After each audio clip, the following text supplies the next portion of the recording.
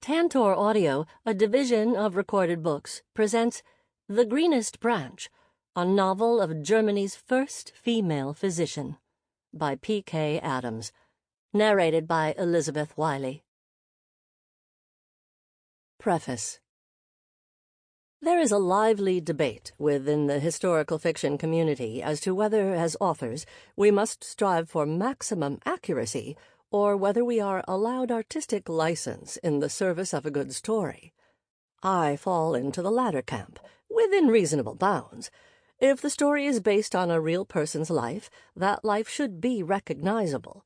However, novels are judged on their pacing and flow, both of which can be affected if, for example, the historical timeline calls for a large gap in the narrative. Therefore, I believe we are justified in modifying certain facts or dates to fit the story we are telling. That said, the reader deserves to know if we do that.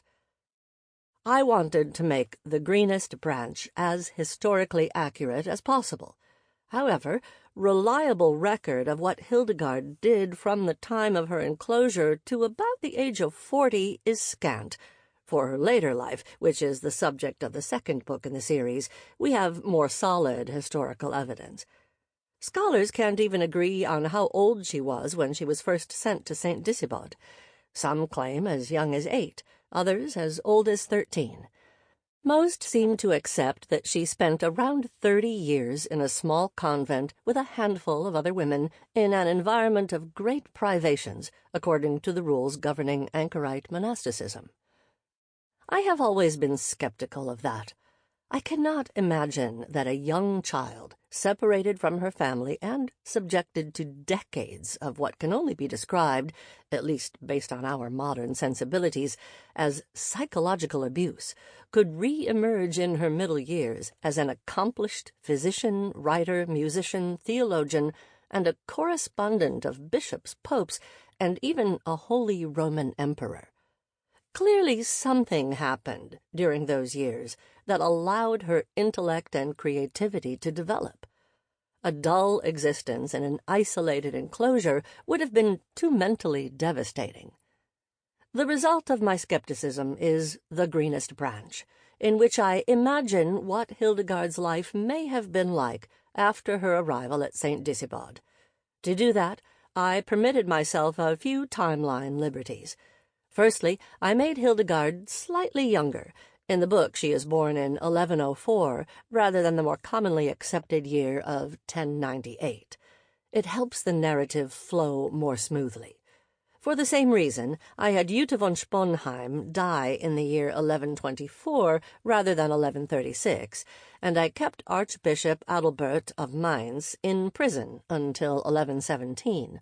Although in reality he was released in 1115. That said, the main cast, Kuno, Hellinger, Jutta, Volmar, and Ricardis, were real people, even if some of the events involving them are fictionalized. Brother Vigbert's name is fictional, but the character is based on a real infirmarian at St. Disibod. Of the major characters, only Griselda is entirely fictional. Some people may be forgiven for wondering about the relevance of Hildegard's story to the modern reader. Her experience may, on the surface, appear distant from ours, but I would argue that although women's condition has improved significantly since the 12th century, many must still make the kinds of choices that men are not expected to make. This is especially the case when it comes to choosing between family and a career. While the romantic storyline involving Volmar and Hildegard is an invention, chronicles suggest that he was her lifelong friend, confidant, and secretary. In turn, she wrote about him as the man whom I had sought and found. This makes my take on their relationship less than far-fetched. Moreover, in the workplace, many women still feel that they have to prove themselves over and over to justify their participation. Often, especially at St. Disibod, Hildegard was the smartest person in the room, but it was only by diminishing herself and her abilities that she was able to gain and maintain a seat at the table. I had not set out to write The Greenest Branch to underscore these points, But as the story unfolded, I became increasingly convinced of these remarkable parallels.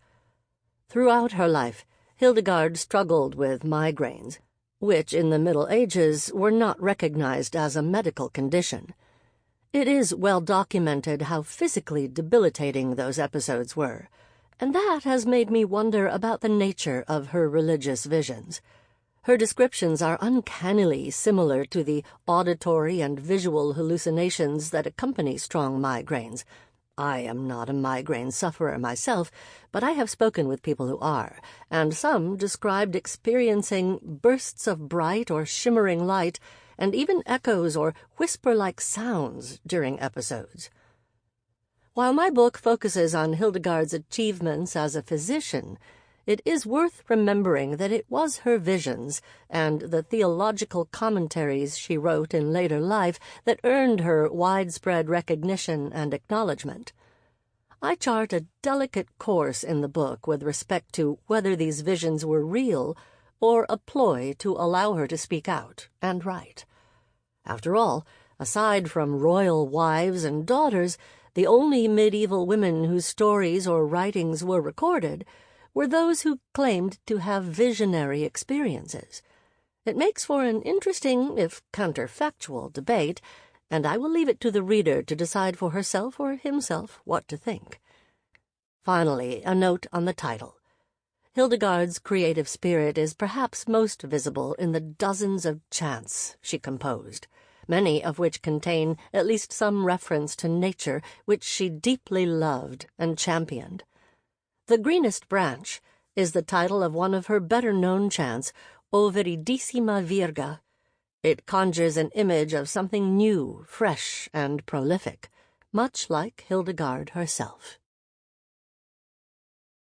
1. Bermersheim, Rhineland, September 1115.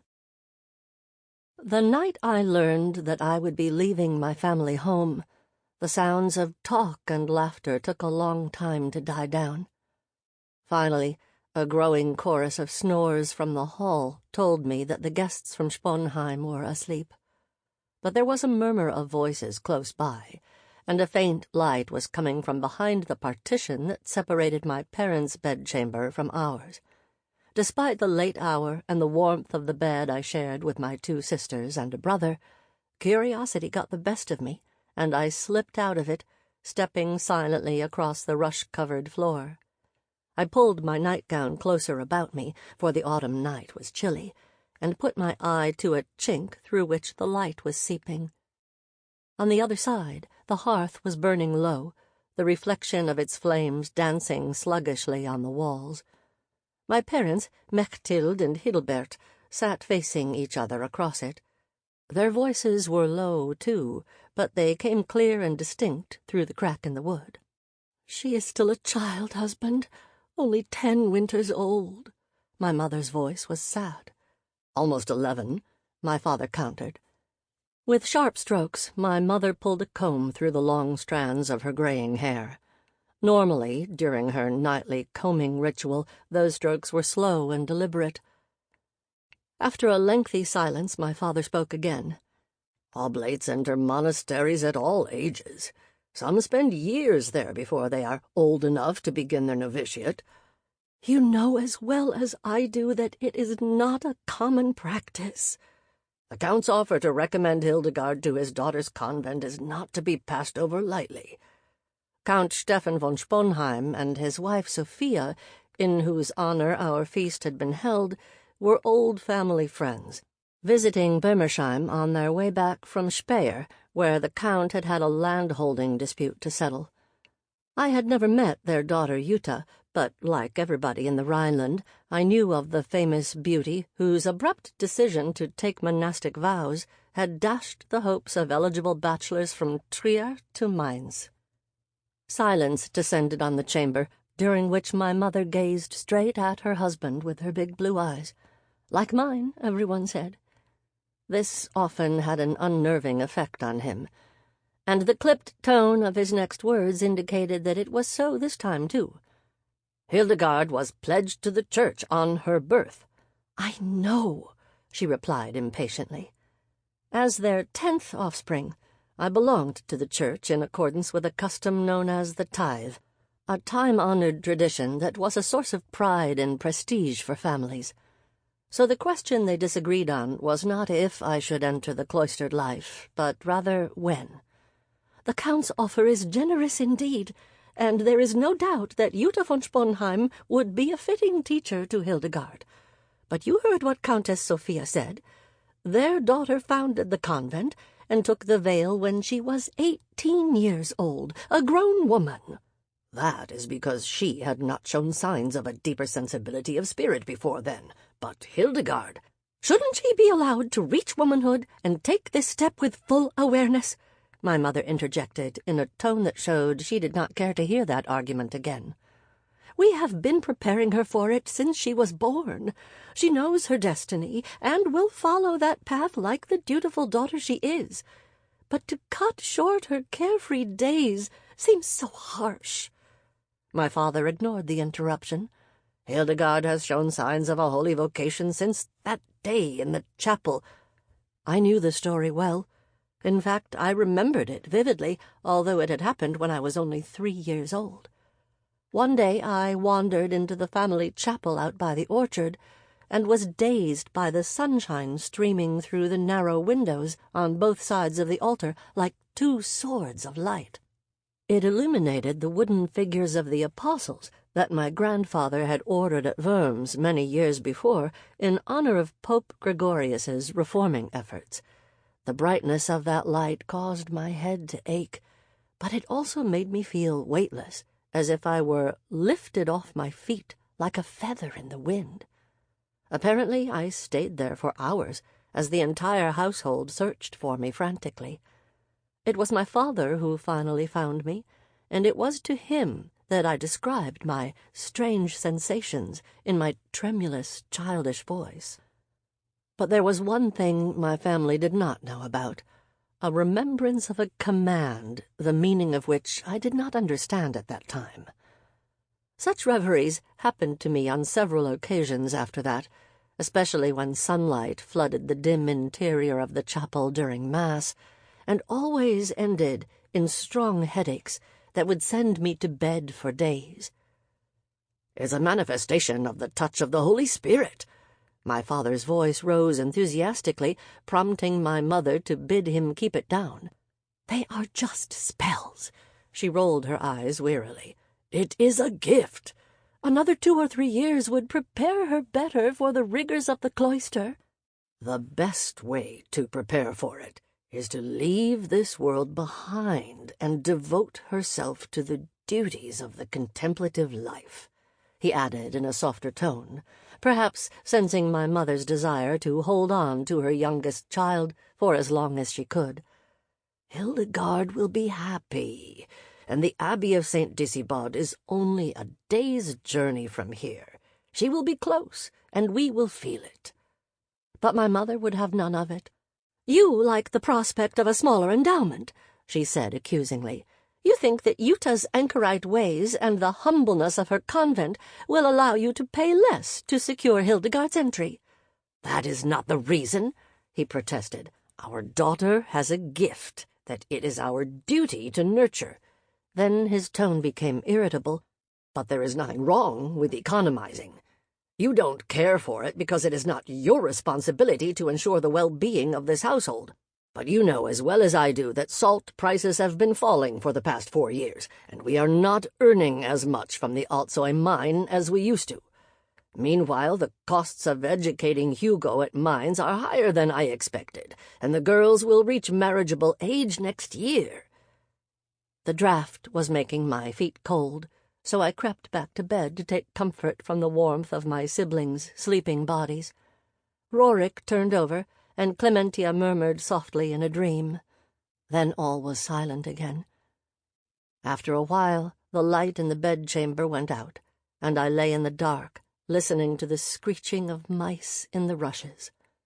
Normally this familiar sound would have put me to sleep, but not now. My head was filled with too many thoughts.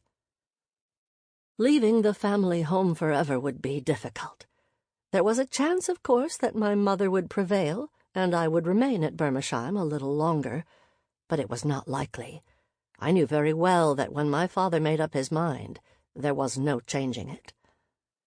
Listening to the steady breathing next to me, I was sure that I would miss Rorik, although his chief entertainment those days consisted of chasing us with lizards and aiming them squarely down the collars of our frocks.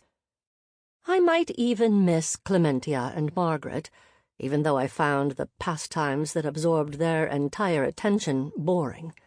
Unlike my sisters, I had no interest in sewing or embroidering amid giggly, half-whispered conversations about neighborhood weddings, and I was mystified as to how the ability to make one's chain-stitch even and round would help attract a good husband. Instead, to their unending astonishment, I asked for reading lessons from our mother's Book of Hours, or helped in the vegetable garden, planting and weeding alongside the kitchen servants, heedless of the warnings that I would end up tanned like a peasant. What I would miss most was the forest surrounding Bermersheim, full of ancient oaks and chestnuts, and quivering with the droning of bumblebees, the song of the thrush, and the cuckoo's calls on warm summer afternoons, and also the times when I would climb to our nurse's loft to watch her sort and mix bunches of dried herbs for use in draughts or ointments. Uda was the niece of a healing woman who lived in the woods outside the village, and from whom she had learned the best times to pick leaves and roots so they were swelled with juices at the height of their curative powers. Uda taught me to love and respect herbs, and it was in the heady atmosphere of her chamber, warm and rich-scented, that I had first begun to marvel at the unseen power that seemed to connect all things in nature, nourishing and sustaining them. I called it viriditas, after a word I had found in my mother's small gardening book. It means weed in Latin, but also greenness, vitality, and freshness, and it is the perfect way to describe the secret, life-giving force flowing through the world. The thought of leaving my beloved forest and Uda's loft behind filled me with deep sadness, and I felt 2 tears roll down my temples. Yet the prospect was also exciting. For one thing, abbeys ran schools. My brother Hugo had gone to one at Lorsch before moving to Mainz to train for priesthood at the great cathedral there. I had always envied him, and now I would study too. The thought gave me a shiver of anticipation. Also, the idea of traveling away from the village where I had been born, and which I had never left, save for one trip with my father to Bingen with a consignment of salt from Alzey, seemed appealing. The occasional visitors to Bermersheim had brought news of the latest developments in the Emperor's long-standing quarrel with the Pope about who should have the right to name bishops, and of the Emperor's expeditions to Italy while his dukes schemed against him at home. These tidings filled my imagination with castles and knights, like the raven-haired, dark-eyed Rudolf von Stade with a battle-scar on his cheek, who was part of Count von Sponheim's retinue, or the heroes of Uda's bedtime stories, Siegfried and Roland, who wooed princesses and vanquished enemies. The Abbey of St. Disibod would be no royal court, of course, but still I imagined it full of pilgrims and visitors, certainly busier than the sleepy valley of Bermersheim, with its ancient house and a cluster of peasant cottages hugging the small parish church. When considered that way, the prospect of moving to St. Disibod was quite intriguing, in fact. The crowing of the first rooster filled the air, and the eastern sky became a shade less dark through the shutters. Before long, the guests would be rising to take their leave and continue on to Sponheim. With the arrival of dawn, I felt the turmoil in my head subside, and the heaviness of sleep descend on me at long last. 2. November 11:15. We moved slowly through the quiet countryside under an overcast early morning sky, my father riding at the head on a bay mare. His easy posture in the saddle betrayed his past as a crusader in the Holy Land before he retired to tend our ancestral land. Riding alongside him was my eldest brother Hugo, who had come down from Mainz for the occasion of seeing me off to the convent of St. Disibod. My mother and I rode in a wagon pulled by 2 dappled grey cobs and hemmed by several chests, including a carved cedar box that my father had brought from the east, and that contained my monastic dowry of 100 golden bezants. It was still 10 days to the feast of St. Andreas, but the clean, sharp scent of winter already permeated the air. It had snowed a little in the last few days, the grayish patches melting over the shriveled autumn leaves as the winds turned milder again. Wrapped in a cloak, I observed the countryside with interest, especially when the thick forest parted to reveal a farm or a village. Most of these were small and made up of ramshackle huts with thin wisps of black smoke rising from their chimneys. Among these abodes, skinny pigs and scrawny dogs mingled with children playing in the mud.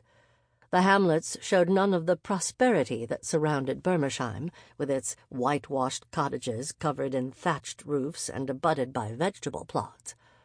My father threw coins as we passed by, followed by watchful eyes staring from weather-beaten faces, dark with the perpetual tan of those exposed to the sun and wind all their lives. In the early afternoon we stopped at an inn, a solid-looking timber structure with a tall column of smoke issuing from a single chimney in the middle of the roof. A small house, probably belonging to the innkeeper's family, was attached to the back. Beyond the buildings, a small area of the forest had been cleared for pasture. As it was November, the sounds of its seasonal occupants were now coming from the nearby cowshed, which also apparently served as a chicken coop and a pigsty. The property had a modest but well-kept look. The innkeeper, a stocky, black-bearded man in his 30s, emerged to greet us and introduced himself as Burkhard. He bowed as he invited us inside and shouted in the direction of the stables, from which a boy of about 16, also short and starting to sprout a similarly black beard, came out to take our horses. The establishment was neatly furnished with rough-hewn tables and benches. There was a sizable barrel of beer in one corner, while the center was occupied by a large hearth. A cheerful-looking matron, plump and brisk, came out from behind the counter and called the maid to set a table. I took off my cloak and went to the fire to warm my hands. I wore a new frock of fine brown wool. A short veil covered my hair, recently cut in preparation for my new life. Instead of the thick braid that used to fall to my waist, ash-blonde strands were poking from under the veil, curling slightly. When the food was brought in, the matron was joined by a girl of about 10, whose gaze drifted toward me even as she helped carry the plates of boiled ham, pea soup, and bread. "Are you taking the child to the Abbey of St. Disibod, my lord?" the innkeeper's wife asked, as she set a jug of ale in front of my father. "Indeed," he said, nodding proudly. "She was accepted as an oblate." I noticed the young girl's eyes widen and her mouth open as if to ask a question, but her mother was already on the way back to the kitchen and beckoned her to follow. We attacked the meal with great appetite, but when wine and fruit pies arrived, I slipped out of the inn. A pale sun had come out, and I stood in the yard enjoying its light on my face, if not its warmth. After a while, amid the intermittent bleating and squealing coming from the barn, I heard soft footsteps squelching in the mud, and turned to find the innkeeper's daughter walking toward me with a bowl half full of grain. She seemed shy for a moment, then mustered her courage. "I'm Griselda. My name's Hildegard." As she continued to regard me silently, I asked, pointing to the bowl, "Are you off to feed the chickens?" The coop was in the opposite direction. "Yes." Griselda blushed as she realized that I had seen through her ruse. "I do that sometimes when Warin is busy." She pointed toward the barn, where a lanky, fair-haired boy, clearly a hired hand, was balancing a pitchfork heaped with hay. I nodded. I had sometimes accompanied my father and his steward as they inspected Bermersheim's estates, and had seen peasants at work in the fields and with livestock. It was hard work, but I envied them the chance to be outdoors and observe nature as it went through its endless cycle of birth, growth, and decline. I had once asked to be shown how to milk a cow, but my father had responded that ladies did not do that sort of work. "What's an oblate?" Griselda asked. Curiosity shone in her green eyes, which were made even more striking by the whiteness of her skin and her dark hair. She was stocky like her father, and had a heart-shaped face with a sharp chin that gave her a determined look. "It means a gift to God," I replied. "Someone who lives in a convent until she becomes old enough to enter the novitiate, which is when she learns to be a nun," I added with an air of authority. Her eyes lit up. "My papa once took me to the market at Disibod, she said. "It was a feast day, and there was a mass in the Abbey church that all the townspeople went to, and we went with them. I still remember the bells and the singing and the incense." She flushed at the memory. "It was beautiful." A shiver ran down my spine. Suddenly I could not wait to be there. "I wish I could become an oblate too," Griselda said wistfully. "Then why don't you ask your father to take you there?" She looked sideways at the inn. "Papa says girls must help their parents with their work and care for them in their old age." I was mystified. I knew that parents cared for their children, but the other way around? I looked at Griselda, whose face darkened as she added, "He says my dowry will be barely enough to marry me off to the baker's son." She jerked her chin toward the forest, presumably in the direction of the baker's cottage, and set her jaw. "But I will never marry that oaf." I did not know what to respond to that, but Griselda's thoughts were already running along a new track. "It would be so nice to spend time with only girls." I felt a tinge of sympathy, realizing that the innkeeper's daughter must have had little female companionship apart from her mother. "There are monks at St. Disibod, too," I said, as if that were a consolation. Griselda shrugged her shoulders. "They have separate cloisters and do not mingle." That authoritative-sounding statement made me frown. Nobody had explained to me what life would be like at the Abbey, except that I would pray, work, and, this I had added myself, for it could not be otherwise, study with the other oblates and novices.